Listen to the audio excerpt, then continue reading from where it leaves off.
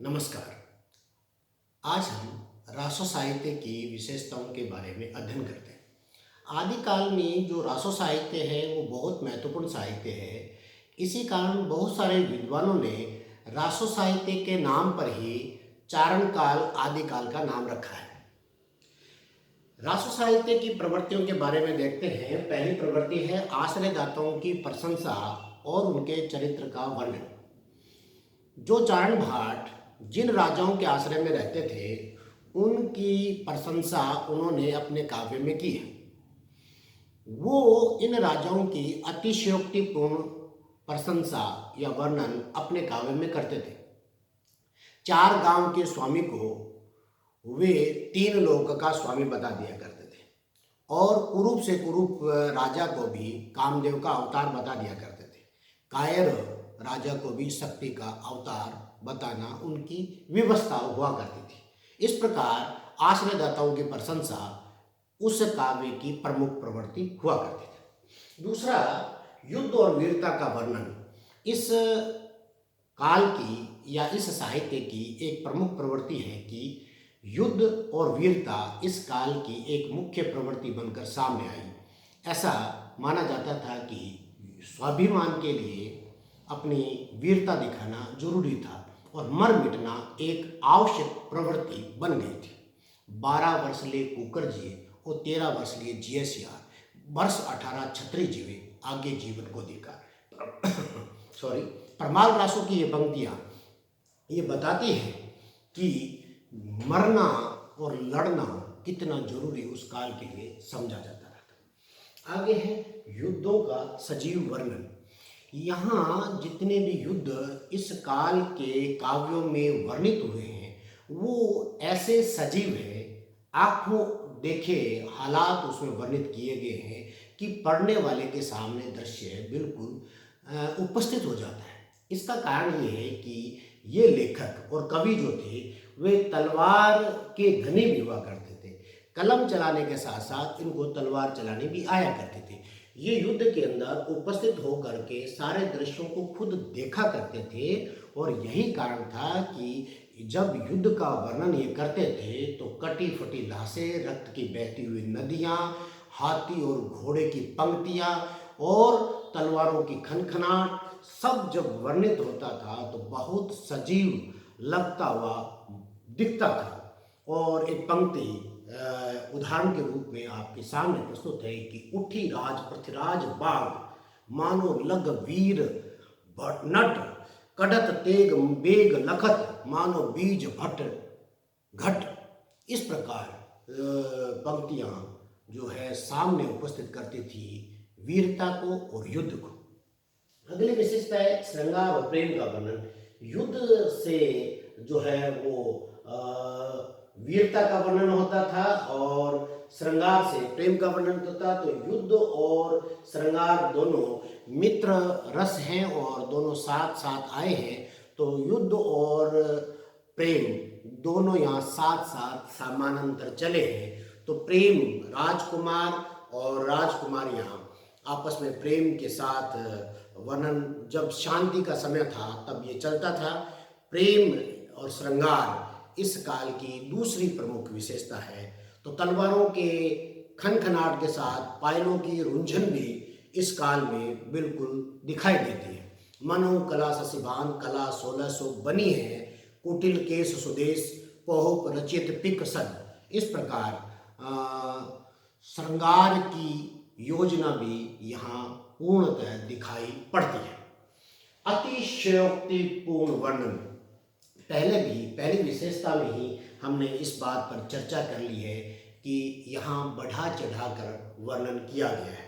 बढ़ा चढ़ाकर वर्णन करने के पीछे इनका इरादा ये होता था कि ये राजाओं को और अपने आश्रयदाताओं को प्रशंसा करने में पीछे हटना नहीं चाहते थे और उनमें एक प्रतिस्पर्धा रहती थी कि ये उनको बहुत अधिक प्रसन्न करना चाहते थे। ऐसा करने के चक्कर में अतिशयोक्ति हो जाती थी।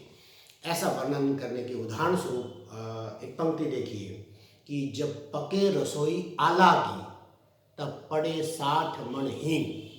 आला की रसोई में 60 मन हींग खप जाती थी। अब आप देखिए, जब 60 मन हींग लगती होगी तो सब्जी कितनी होगी, और सब्जी जब कितनी होगी तो रोटी कितनी होगी। ठीक है सर, आगे देखिए कि संदिग्ध ऐतिहासिकता। रासो काव्यों का विषय इतिहास से लिया गया है। जरूरी नहीं हो कि साहित्य या काव्य का विषय इतिहास हो, परंतु रासो काव्यों का विषय इतिहास है। पर इतिहास होते हुए भी वो इतिहास से पूर्ण न्याय नहीं कर पाए। ऐतिहासिकता संदिग्ध रही है, यानी उन्होंने इतिहास से तोड़ मरोड़ किया है। काल, घटना और भाषा के लेकर विद्वानों ने प्रश्न उठाए हैं। इसी कारण रासो पर ये प्रश्न चिन्ह लगता रहता है कि रासो जो है वो इतिहास से पूर्णतः मेल नहीं खाते। कल्पना का आधिक्य, इसी बात से ये विशेषता निकलती है कि इनमें ऐतिहासिकता कम है और कल्पना अधिक आ गई है।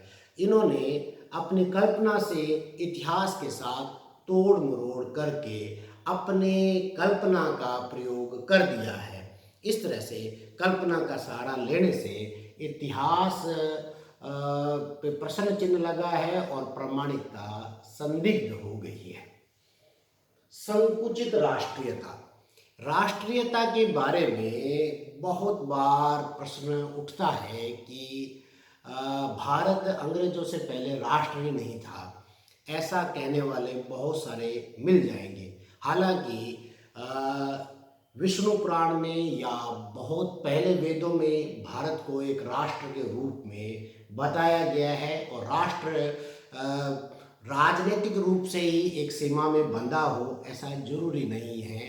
भावात्मक रूप से एक इकाई होता है, उसको राष्ट्र कहते हैं।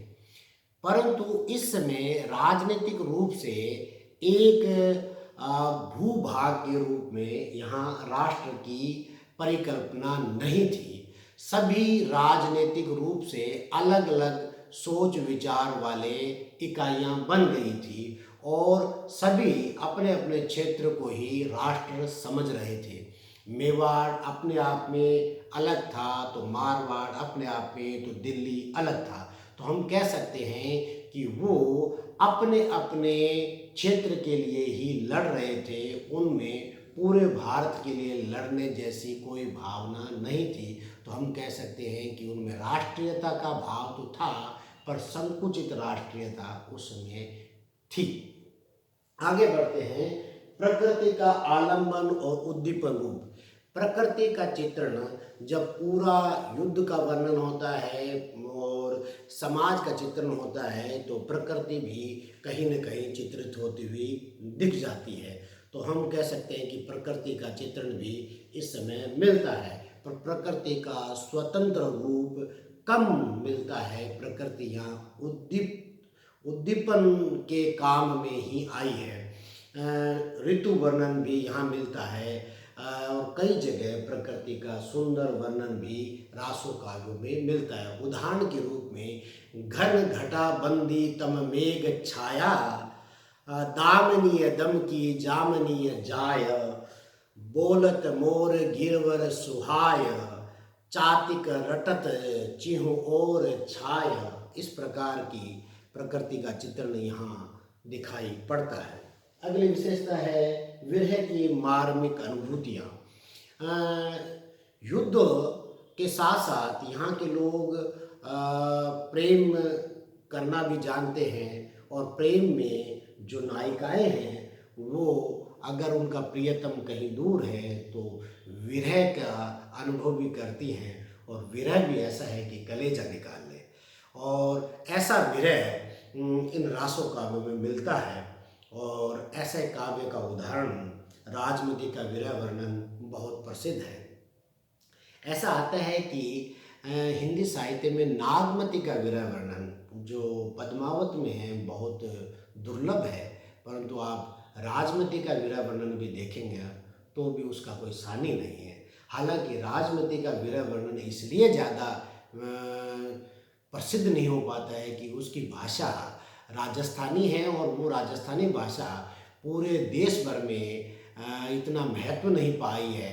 और इस कारण उसको देख नहीं पाते हैं। आप कुछ पंक्तियाँ आप विचार कीजिए।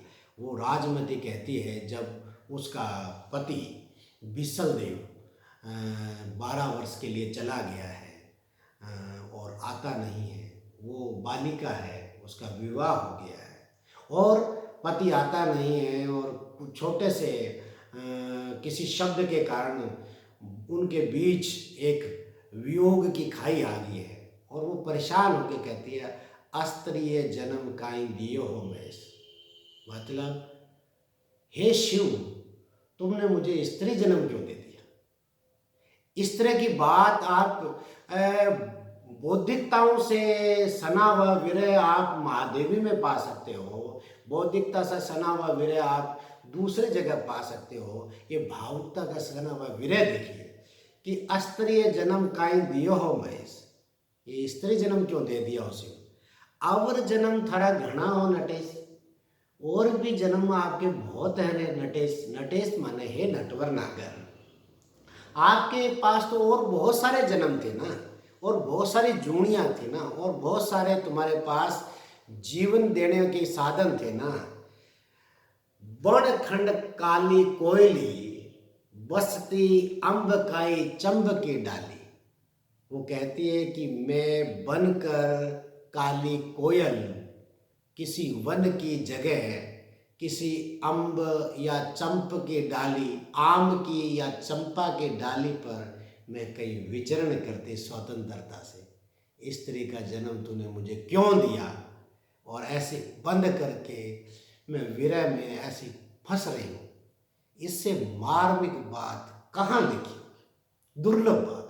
खैर, आगे बढ़ते हैं।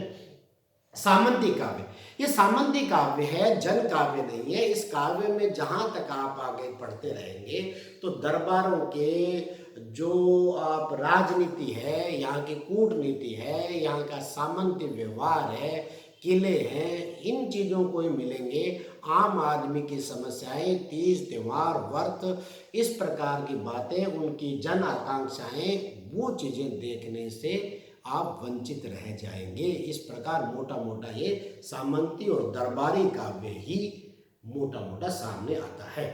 और अंतिम है कथानक रूढ़ियों का प्रयोग। कथानक रूढ़ियाँ उन बातों को कहते हैं कि वो बातें जो काव्य में बारी बारी सामने आती हैं, ऐसी घटनाएं जो दोहराई जाती हैं। रासो काव्य में ऐसी बहुत सारी बातें हैं कि नायक नायिका का प्रेम है, वो कहीं मिलते हैं और उनका प्रेम हो जाता है, अभिभावक कहीं मनाही करता है और कोई तोता या सुआ उनका संदेशवाहक बनता है। इस प्रकार युद्ध होता है और ज़्यादातर इस तरह की कहानियाँ, इस तरह की बातें जो है वो सामने आती है, उनको हम कथानक रूढ़ियाँ कहते हैं। रासो काव्य में ऐसी बातें दोहराई गई हैं। इस प्रकार ये रासो काव्य की विशेषताएं हैं जो इनमें देखने को मिलती है। रासो काव्य के साथ जो समस्या है वो ये है कि ये ऐतिहासिक विषय होने के कारण ये इतिहास से मेल नहीं खाता है और उन पर एक बहुत बड़ा प्रश्नवाचक चिन्ह लग गया है कि यह प्रामाणिक है कि नहीं है।